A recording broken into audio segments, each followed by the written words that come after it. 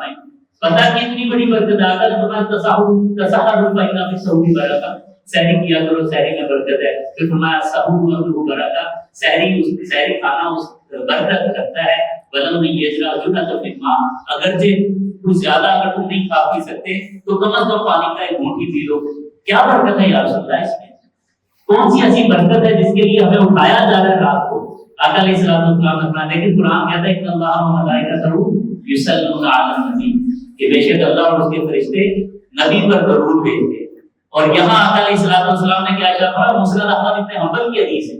امام احمد بن حنبل متوفا 241 سے, امام احمد بن حنبل بہت بڑا امام ہے, سب سے بڑی حدیث کی کتاب ہے. تو حضرت امام احمد بن حنبل نے اسے نقل کیا. فرمایا ان اللہ و ملائکتہ یصلون علی المتسحرین, کتنی بڑی فضیلت اللہ تعالیٰ نے عطا فرمائی. فرمایا ادھر اللہ فرماتا ہے اللہ اور اس کے فرشتے نبی پر درود بھیجتے ہیں. یہاں اللہ تعالیٰ کے حبیب نے ارشاد فرمایا اللہ اور اس کے فرشتے سحری کرنے والے پر درود بھیجتے. تو کتنے بڑے فضیلت والے روزے سے آپ, فضیلت والے مہینے سے آپ شوال کے مہینے میں منتقل ہوئے. تو یہ بہت بڑی فضیلت کا مہینہ ہے. اس کی رات بھی اسی طرح سے وابستہ ہے. میں نے بتایا نا کہ رمضان کی راتوں میں اگر قیام کیا, فرمایا اس کے پچھلے سارے گناہ معاف کر دیے جاتے ہیں. اور اس کی رات کو اگر کسی نے قیام کیا, شعب الایمان کی حدیث ہے, شعب الایمان کی حدیث امام بہقی نے نقل کیا. فرمایا کہ من قام لیلۃ العیدین محتسبا للہ, اگر فرمایا کہ جو عیدین کی راتوں میں اللہ تبارک و تعالیٰ سے ثواب کے حصول کے لیے اخلاص کے ساتھ, عیدین کی راتوں میں یعنی دو عیدوں کی راتیں, یہ ہماری عید کی رات کو درد ہوئی اور اگلی عید جو ہے عید الاضحیٰ کی رات.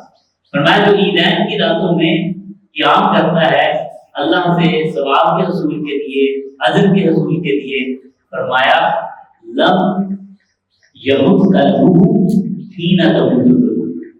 سبحان اللہ. فرمایا جس دن سارے دل مر جائیں گے اس بندے کا دل زندہ رہے گا, اس کا دل نہیں مرے گا. کتنی بڑی بات ہے, کتنی فضیلت کی بات.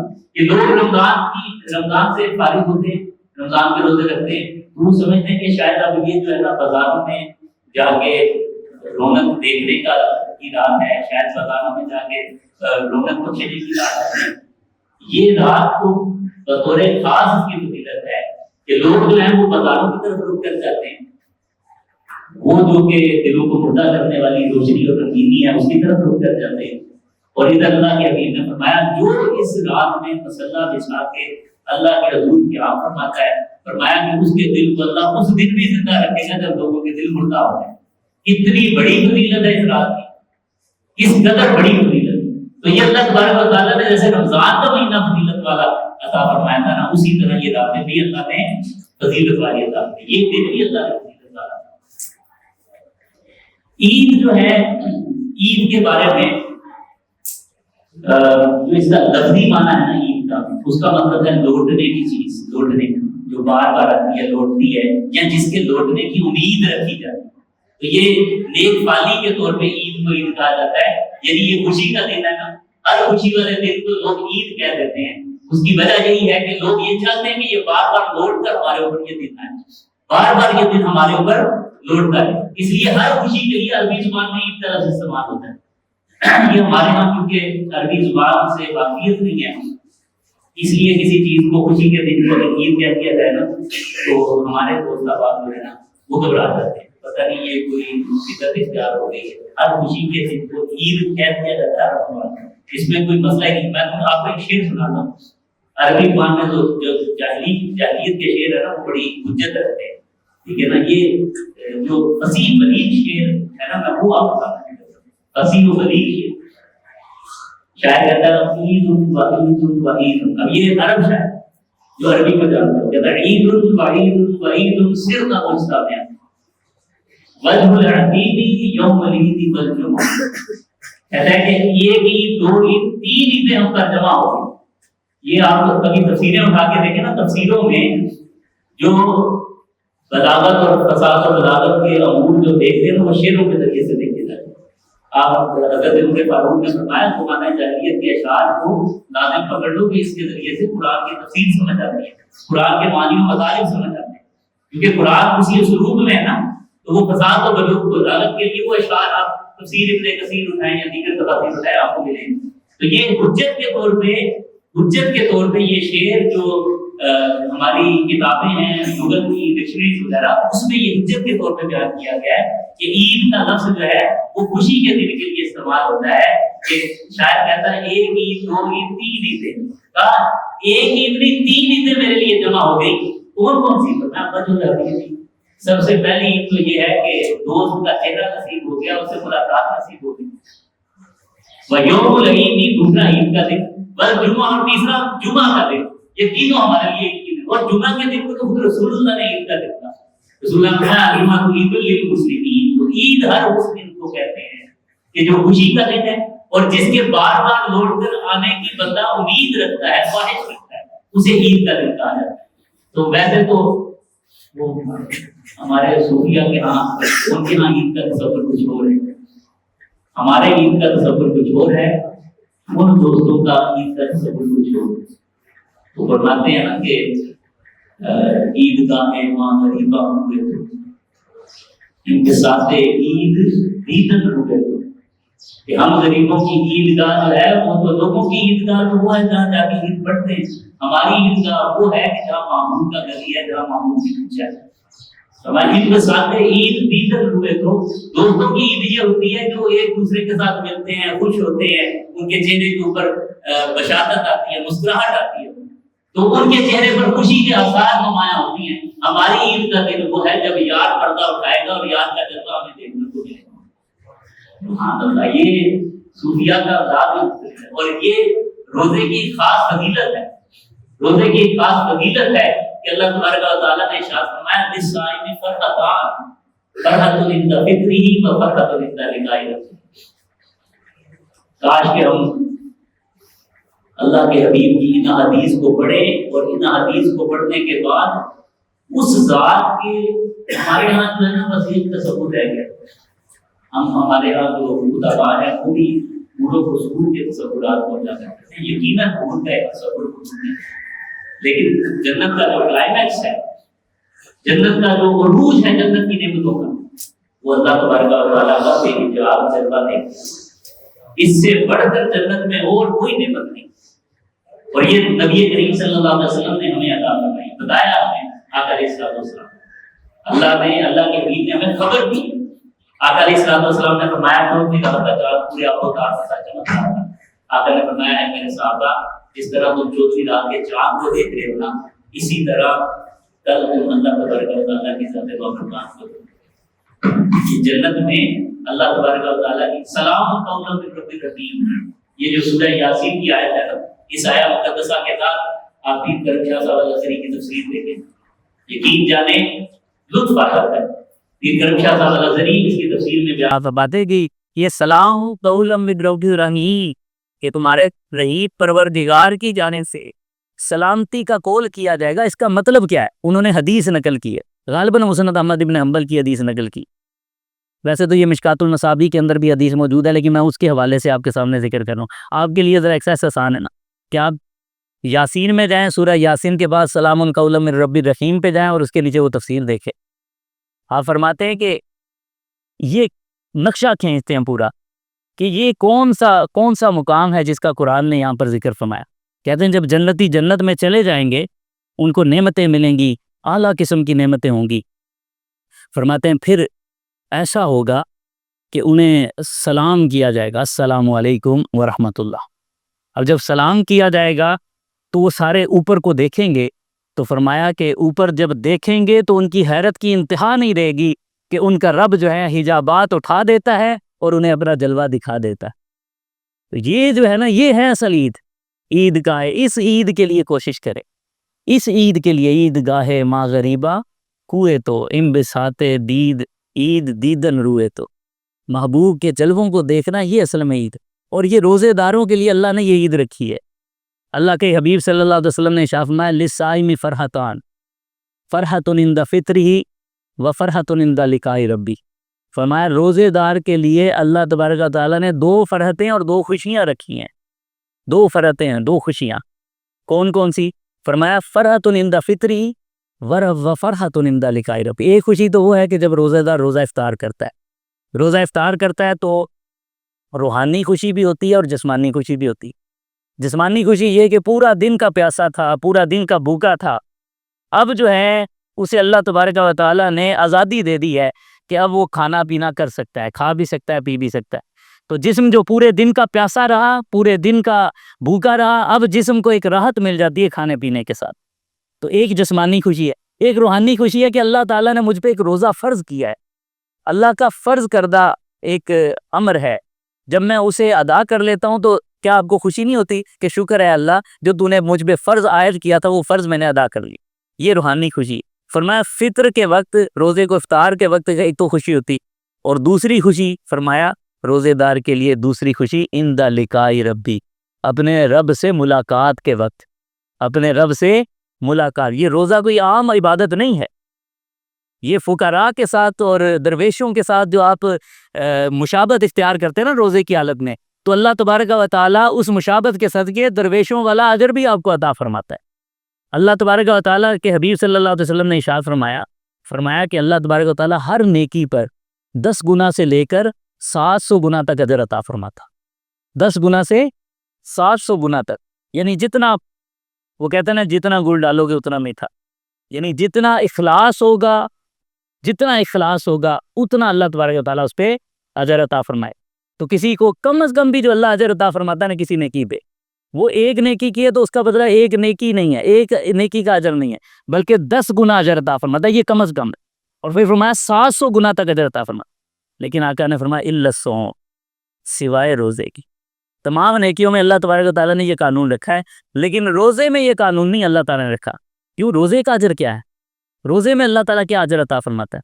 آقا علیہ الصلوۃ والسلام نے ارشاد فرمایا روزے کے بارے میں اللہ تعالیٰ فرماتا ہے الصوم لی وانا اجزی بہ، اللہ فرماتا ہے کہ روزہ میرے لیے ہے، اب میں خود اس کی جزا دوں گا۔ دیکھیں نا، بندہ مومن نے روزہ رکھا، اب اگر وہ چاہتا تو کمرے میں جا کے کھانا بھی کھا سکتا، پانی بھی پی سکتا تھا، روزے کو توڑ سکتا ہے، کوئی روکنے والا نہیں۔ فقط ایک احساس اسے روکے ہوئے ہے، وہ احساس یہ ہے کہ میرے رب نے مجھے کھانے پینے سے منع فرمایا۔ اس احساس کی وجہ سے وہ نہ کھاتا ہے نہ پیتا ہے، اس نے خالص اللہ کے لیے کھانے پینے سے اپنے آپ کو روکا۔ اللہ فرماتا ہے اس نے میرے لیے روکا ہے نا، تو اب جزا بھی میں دوں گا، اور پردے میں رکھ دیا کہ ویسے تو 700 گنا تک اجر دیتا ہوں، لیکن روزے دار کی جزا میں دوں گا۔ اب پردے میں رکھا کتنی جزا دینی ہے اب اس کا ہمیں احساس نہیں، وہ اپنی شان کے لائق عطا فرمائے گا، اور جب وہ اپنی شان کے لائق عطا فرمائے گا تو آپ خود ہی اندازہ لگائیں کہ کتنی عطا فرمائے گا۔ یہ تو اس کا ایک معنی ہے۔ پھر اسی حدیث کو پڑھنے کا ایک دوسرا انداز بھی ہے کہ الصوم لی وانا اجزا بہ، ایک ہے اجزی اور ایک ہے اجزا، پیسیو وائس پڑھ لے اسے، پہلا ہے ایکٹیو وائس اور پیسیو وائس بھی پڑھا جا سکتا ہے۔ تو اس وقت اس کا مطلب کیا ہوگا کہ الصوم لی وانا اجزا بہ، یہ بڑا مزے کا مطلب ہے۔ فرمایا روزہ میرے لیے ہے، کیا مطلب ہے؟ میں خود اس کی جزا، فرمایا کہ روزہ میرے لیے ہے، میں خود اس کی جزا ہوں۔ اب جزا جو ہے وہ جنت کی نعمتیں وغیرہ یہ نہیں، فرمایا اب جزا یہ ہے کہ روزہ دار جو ہے خالص میرے لیے روزہ رکھتا ہے نا، تو میں خود جزا کے طور پہ حجابات کو اٹھا دوں گا اور بے حجاب کے اسے اپنا دیدار اور جلوہ کرا دوں گا۔ یہ بہت بڑی جزا ہے جو روزے دار کو ملنے والی۔ تو اصل عید تو یہ ہے، اللہ تبارک و تعالیٰ اس عید کی خواہش ہمیں پیدا فرمائے۔ ہمارے کیمیہ سعادت میں امام غزالی فرماتے ہیں یہ دعا کیا کرو کہ اللہ ہمیں اپنے دیدار کا شوق عطا فرما، ہمیں اپنے دیدار کا شوق عطا فرما، ہمیں اپنے دیدار کا شوق عطا فرما، یہ دعا کیا کر۔ تو آقا علیہ الصلوۃ والسلام کا جو عید کا انداز تھا، نبی کریم صلی اللہ علیہ وسلم کا، دیکھیں اسلام ایسا مذہب ہے کہ جس میں شدت نہیں ہے، کسی قسم کی شدت نہیں ہے۔ آپ مسلم کی حدیث میں آپ اٹھا کر دیکھیں، حدیث ایسی ملتی ہیں عید کی خوشیوں کے حوالے سے کہ آقا علیہ الصلوۃ والسلام نے آقا علیہ الصلوۃ والسلام، حضرت عائشہ فرماتی ہیں گھر میں تشریف لائے اور میری 2 لونڈیاں تھیں وہ دف بجا رہی، یہ مسلم کی حدیث بھی ہے اور بخاری کے اندر بھی، 2 لونڈیاں دف بجا رہی تھیں اور جنگ بغاز کے کچھ نغمے گیت گا رہی تھی۔ نبی کریم صلی اللہ علیہ وسلم تشریف فرما ہوئے اور آقا علیہ الصلوۃ والسلام نے منع نہیں فرمایا، بلکہ آپ لیٹ گئے اور آپ نے کروٹ لی اور چادر اپنے اوپر تان دی۔ تھوڑی دیر کے بعد حضرت ابوبکر صدیق رضی اللہ تعالیٰ عنہ آئے، تو حضرت ابوبکر صدیق رضی اللہ تعالیٰ عنہ جب آئے نا تو انہوں نے حضرت عائشہ کو اور ان بچیوں کو ڈانٹا، انہوں نے کہا کہ یہ تم کیا کر رہی ہو، مزمار الشیطان عند رسول اللہ صلی اللہ علیہ وسلم، کیا یہ شیطان کے جو مزامیر ہیں، سازینے ہیں، یہ تم رسول اللہ صلی اللہ علیہ وسلم کے سامنے بجا رہی ہو؟ شیطان کے سازینے، مزمار، مزامیر۔ انہوں نے جب یہ شدت کا اظہار کیا، آقا علیہ الصلوۃ والسلام نے چادر اوڑھ رکھی تھی، آقا نے اپنی چادر اتاری اور آقا علیہ الصلوۃ والسلام نے فرمایا دعہما یا ابا بکر انہا ایام عید، فرمایا ابو بکر انہیں چھوڑ دو، یہ ان کی عید کے دن ہے، خوشی کے دن ہے۔ اسلام شدت کا مذہب نہیں ہے، لیکن ہر وہ خوشی جو شریعت کے دائرے میں ہو، شریعت کے دائرے سے باہر ہو، فوش قسم کے گانے گیت وغیرہ بازاروں میں لگا دیے جاتے ہیں، یہ تو بھئی شریعت اس کی اجازت نہیں دیتی۔ اسی طرح لوگوں کی نیندوں کو برباد کیا جاتا ہے، اس کی تو شریعت اجازت نہیں دیتی۔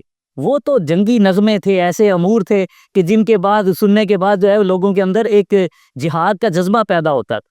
اس کے علاوہ اور بہت سے جو پاکیزہ کلمات ہیں، پاکیزہ کلمات والی جو شاعری ہے جس سے اللہ تعالیٰ کی محبت ابھرے، رسول کی محبت ابھرے، تو ایسے اشعار جو پڑھنا ہے وہ تو بالکل جائز ہے، ایسے اشعار پڑھنا بالکل جائز ہے، دف کے ساتھ بھی آپ پڑھ سکتے ہیں، شریعت اس کی اجازت دیتی۔ پھر اسی حدیث کا اگلا حصہ جو ہے، حضرت عائشہ صدیقہ رضی اللہ تعالیٰ عنہ ارشاد فرماتی کانا یوم عید، فرمایا عید کا دن تھا، وَيَلَبُ السُّودَانُ، اور کچھ حبشی جو تھے، سیاہ فام لوگ، وہ کھیل رہے تھے بِالدَّرَگِ وَالْحِرَابِ، بھالوں کے ساتھ، نیزوں کے ساتھ اور ڈھالوں کے ساتھ۔ وہ ایک رقص کی کیفیت تھی، جیسے حدیث کے دوسرے حصوں میں آتا ہے، یزفنون کے لفظ آتے ہیں، اور اس کی خود ہی شران نے، شارحین حدیث نے یرقصون کے الفاظ کے ساتھ اس کی تعبیر کی، یعنی ایک جنگی رقص نہیں ہوتا جیسے بالوں کے ساتھ، تلواروں کے ساتھ۔ تو یہ سودان کے جو لوگ تھے، حبشہ کے لوگ، یہ جو لوگ تھے، یہ سیاہ فام لوگ، یہ ان چیزوں کا شوق رکھتے، تو وہ کھیل رہے تھے۔ اور بعض روایات میں آتا ہے کہ یہ کھیل کسی عام میدان میں نہیں ہو رہا تھا بلکہ مسجد میں ہوتا تھا، اور حضرت عمر فاروق رضی اللہ تعالیٰ عنہ نے آ کے انہیں منع کیا کہ تم مسجد کے اندر یہ کیا کام کر رہے ہو؟ آقا علیہ الصلوۃ والسلام نے حضرت عمر فاروق کو منع فرما دیا، فرمایا اے عمر، یہ عید کا دن ہے، انہیں منع مت کرو، انہیں اس چیز کی اجازت ہے۔ اب یہ بخاری و مسلم کی حدیث ہے، شریعت مطہرہ جو ہے وہ اتنی کوئی اس میں شدت نہیں ہے کہ آپ ذرا برابر جو ہے اس میں خوشی نہیں منا سکتے، آپ خوشی کے تہوار منا سکتے ہیں، وہ کھیل جو کہ جائز ہیں ان کھیلوں کو کھیل سکتے ہیں، شریعت مطہرہ نے اس کی اجازت دی۔ بلکہ حضرت عائشہ فرماتی ہیں کہ اب مجھے یاد نہیں کہ اما قالت رسول اللہ صلی اللہ علیہ وسلم و اما قال رسول اللہ صلی اللہ علیہ وسلم تشتہین تنظرین، کہتے ہیں مجھے یاد نہیں کہ میں نے رسول اللہ صلی اللہ علیہ وسلم سے یہ درخواست کی یا رسول اللہ نے خود مجھ سے پوچھا کہ کیا تو اس کھیل کو دیکھنا چاہتی ہے، کیا تو اس کھیل کو دیکھنا چاہتی ہے؟ میں نے کہا نام، جی یا رسول اللہ میں اس کھیل کو دیکھنا چاہتی ہوں۔ پھر حضرت عائشہ فرماتی ہیں آقا علیہ الصلوۃ والسلام میرے سامنے کھڑے ہو گئے اور نبی کریم صلی اللہ علیہ وسلم کے کاندھے پہ میں نے اپنی گردن رکھ لی، اپنی ٹھوڑی رکھ لی، اور میں اس کھیل کو دیکھتی چلی جا رہی تھی، حتیٰ کہ میرا جی جب بڑھا تو آقا علیہ الصلوۃ والسلام نے مجھے کہا کہ چلو رخصت ہو جاؤ۔ اب یہ ذرا برابر بھی شدت نہیں ہے اسلام کے اندر۔ اسلام جو ہے وہ چاہتا ہے کہ بے شک آپ خوشیاں منائیں، یہ خوشی کا دن ہے۔ اچھا یہ خوشی تو ہے ایک آپ کی حصی خوشی، ایک خوشی جو ہے وہ باطنی خوشی آپ کی ہونی چاہیے کہ آپ جو یہاں پر مجتمع ہے نا، جمع ہے، اللہ تبارک و تعالیٰ آپ کے لیے ایک اعلان فرما رہا ہے، اس اعلان کو سن کے خوش ہو جائیں۔ یہ آقا علیہ الصلوۃ والسلام نے اعلان سنا ہے، یہ اعلان کوئی عام خبر دینے والا نہیں ہے، مخبر صادق میرے اور آپ کے آقا محمد مصطفیٰ صلی اللہ علیہ وسلم۔ آقا علیہ الصلوۃ والسلام نے ارشاد فرمایا کہ جب عید کا دن ہوتا ہے نا، اذا کان یوم عیدہم باہا بہم الملائکہ، سبحان اللہ، یہ شان آپ کو حاصل ہے۔ کچھ ایسے امور ہیں جس پہ اللہ تبارک و تعالیٰ، حدیث میں آتا ہے کہ اللہ تعالیٰ جب انسانوں کے ذریعے سے فرشتوں کی جماعت کے اوپر فخر فرماتا ہے، کتنی بڑی بات کہ آپ کے ذریعے سے اللہ فخر فرما رہا ہے کہ اے میرے فرشتوں، یہ دیکھو یہ جو لوگ جمع ہوئے نا عید کے لیے، یہ ذرا دیکھو تو صحیح، یہ وہی لوگ ہیں جن کے بارے میں تم کہتے تھے اتجعل فیہا من یفسد فیہا ویسفک الدماء، جب میں نے کہا تھا کہ میں اس کو خلیفہ بنانے لگا ہوں آدم کو، تو تم نے کہا تھا کہ اللہ تو ان کو خلیفہ بنائے گا جو زمین میں فساد برپا کریں گے، خون بہائیں گے۔ آج ذرا دیکھو یہ میرے وہی بندے ہیں کہ کیسے میرے حضور جمع ہیں میری بندگی کے لیے، میری عبادت کے لیے، مہینہ بھر کے روزے رکھے، میری اطاعت کی، اور آج دیکھو یہ فخر فرماتا ہے اللہ تعالیٰ۔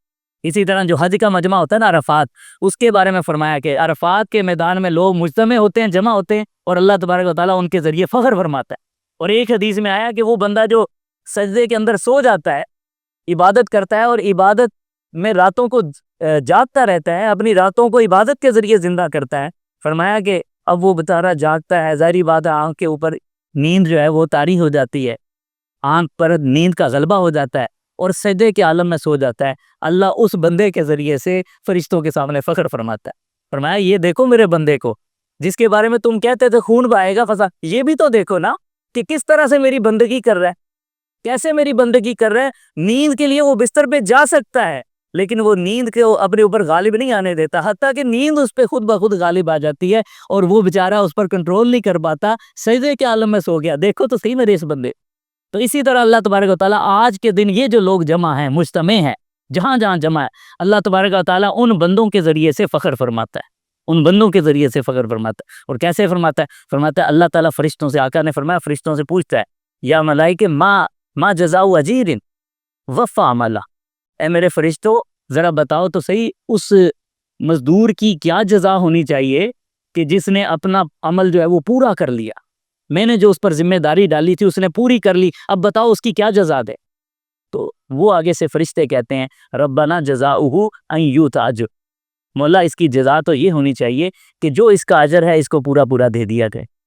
اللہ تبارک و تعالیٰ فرشتوں کو گواہ بنا کر کہتا ہے یا ملائکتی عبیدی و امائی قدو فریدت علیہم ثم خرجوا یعودون الی بالدعاء او کما قال. آقا نے فرمایا پھر اللہ فرماتا ہے میرے فرشتوں یہ میرے غلام اور میری لونڈیاں سارا مہینہ میری عبادت میں لگے رہے، روزے رکھے، فاقے میں گزارے، پیاس میں گزارے، راتوں کو عبادت کے ساتھ گزارا. فرمایا کہ سارا مہینہ میرے فریضے کو پورا کرنے میں لگے رہے. فرمایا کہ اب یہ نکلے ہیں بلند آواز سے میرے حضور دعا کرنے کے لیے، گر گرا کے میرے حضور دعا کرنے کے لیے. اور اے فرشتوں اب یہ الفاظ بڑے پیارے ہیں. اللہ کے حبیب صلی اللہ علیہ وسلم نے فرمایا اللہ تعالیٰ قسمیں اٹھا کر فرماتا ہے وَعِزَّتِي وَجَلَالِي وَكَرَمِي وَعُلُوِّي وَارْتِفَاعِ مَكَانِي لَأُجِيبَنَّهُمْ.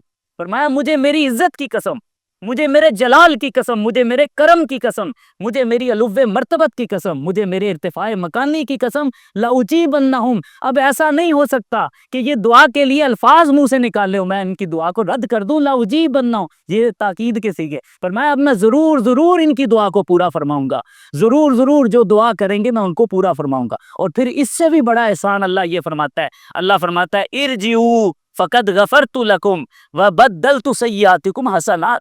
سبحان اللہ. فرمایا کہ تم پلٹ جاؤ اپنے گھروں کی طرف اس حالت میں کہ تمہارے رب نے تمہیں بخش دیا ہے، تمہارے رب نے تمہیں بخش دیا. اور صرف بخشا نہیں بلکہ فرمایا بدلت سیئاتکم حسنات، تمہارے گناہوں کو نیکیوں کے ساتھ بدل دیا ہے. یہ ہے رب رحیم کا کرم، اللہ مہربان کا کرم. فرمایا تمہارے گناہوں کو نیکیوں کے ساتھ بدل دیا. اور میرے آقا علیہ الصلوۃ والسلام نے ارشاد فرمایا فیرجعون مغفورا لہم، وہ جب گئے تھے نا تو گناہوں کا بوجھ ان کے سر پہ تھا، اب جب وہ واپس آتے ہیں تو بالکل بخشے بخشائے اپنے گھروں کی طرف لوٹتے ہیں. فیرجعون مغفورا لہم، بخشے بخشائے اپنے گھروں کی طرف لوٹتے. اللہ تبارک و تعالی ہمیں اس عید کی برکتوں کو سمیٹنے کی توفیق عطا فرمائے، اس دن کی برکتوں کو سمیٹنے کی توفیق عطا فرمائے. اللہ تبارک و تعالی اپنے حبیب کریم علیہ تحیۃ و تسلیم کے صدقے میں ہمیں، ہماری اولادوں کو اپنا اور اپنے حبیب کا فرما بردار. آمین وما علیہ البلاغ.